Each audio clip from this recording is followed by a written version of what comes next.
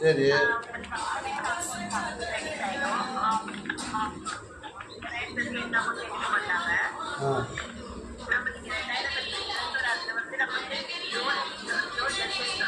எத்தனை மாதத்துக்குமா வரும் இந்த 50,000 ரூபாய்க்கு?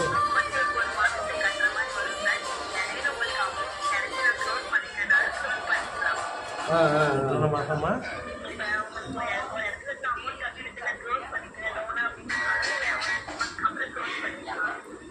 39 மாதம் நாங்கள் கட்டணும் 50,000 ரூபாய்க்கு. 2,700 கட்டணும். 3